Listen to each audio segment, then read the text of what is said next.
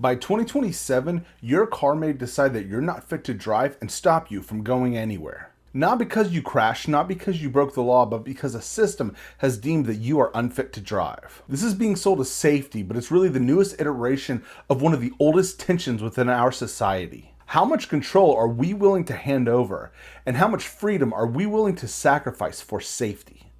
This is the Silent Republic.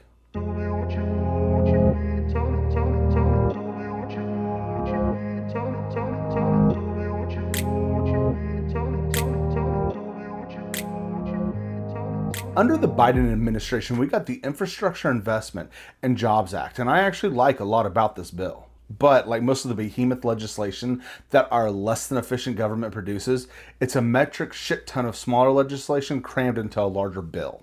Why do we even do it like this? Like, I genuinely don't know. Within this bill is the following though, and I'll put it up on the screen.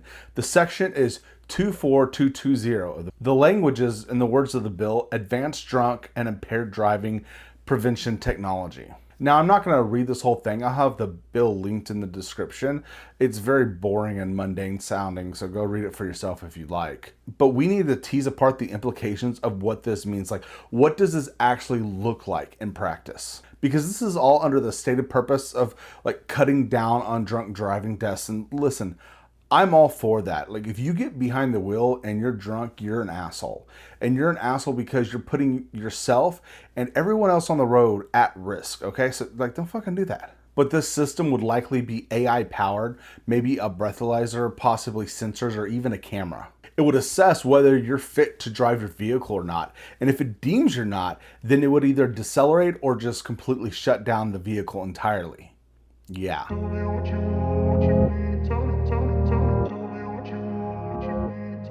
So there are two separate but equally disturbing issues with this. On one hand, it's a matter of privacy and freedom. Like, who holds onto this data? We already know that corporations rip metadata from every facet of our lives. Systems that are designed to build better buyers, manipulate purchasing, that kind of stuff. But there will be possible cameras or sensors with this device. So does the company get this information? And if it does, then yeah, no to that alone. But then the bigger question is, does the government have access to this? Could they potentially get access to this? Because historically, there's a pattern to the way these things go, like the mass surveillance through the Patriot Act post 9/11. And if the past shows us anything, it's that once power is granted to the state, it never relinquishes that power again, whether the threat has passed or not. And it doesn't just not relinquish, it advances, progressively chipping away at autonomy and freedom. And so the government utilizes real issues and concerns to justify increasing control and power for the state. And this gets Orwellian really quickly because it only takes a couple of leaps to get to some really scary shit. Could this become a possible avenue to control the free movement of people, especially if the system were to be tampered with in any way? I mean, these unsafe drivers could just simply become political dissidents. Maybe not just those who are potentially drunk, but those who believe wrong or oppose those in power. And then my other main concern is like system malfunction. So imagine the following scenario. It's 2028 or whatever, and you have one of these new vehicles with this device in it. And you have a family member that has some sort of medical emergency. So you rush and you get them inside the vehicle, and then you run and jump in the driver's seat and you go to turn on the engine and nothing. You can't go anywhere and you are locked in because you are displaying erratic behavior, not because you're actually drunk, but because the system thinks you're drunk. And so these are sort of the twin fears I have for this sort of device. On one hand, it's the fear of control and power being granted to corporations or the state. And on the other hand, it's that systems do malfunction and they do fail. And what happens in these life or death situations where you need to get in your car and you need to go.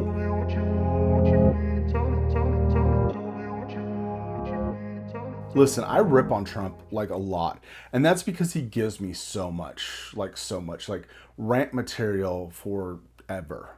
Okay, but at the end of the day, I'm very much against concentrated power. And this bill happened under the Biden administration, right? I don't know how much Biden actually had to do with the bill. I don't know if he actually read the bill. I don't know if he even knows about like this specific section. But the bottom line is it happened under his leadership. But I do know that the majority of the Democrats voted for this bill at the time, and the majority of the Republicans didn't. Now, do they vote this way for some like principled stance? I mean, like probably not. It was probably just like an opposition vote no, right? But I still have to be honest that this is bullshit, that this passed through the administration, through Democratic leadership. But then I'm not actually really surprised, because the Democratic Party is not actually a left party. It's like a slightly center-left party that's main objective seems to be blocking true leftist agendas to benefit the working class. Both major parties are bought and paid for by the same donor class. But my point really is that I'm not cheering for a side. I have a worldview, and I like to think it's a principled worldview, and yes, it mostly leans left. But at the very base, like beneath that, I am deeply anti-concentrated power. Power should always be interrogated, and we should always question and examine the systems that uphold it. Whether that comes from Trump and his deluge of bullshit authoritarian overreach and progressively dismal handling of literally fucking everything, to imposed mask mandates and vaccinations that took place under the Biden administration. That's right, they're both bullshit. Suck on that. I think one's more bullshit than the other, but they're both bullshit. And no, I'm not anti-mask and I'm not anti-vaccine. That's not the point. I'm anti-government mandating shit and projecting power onto people's lives. This is the Silent Republic.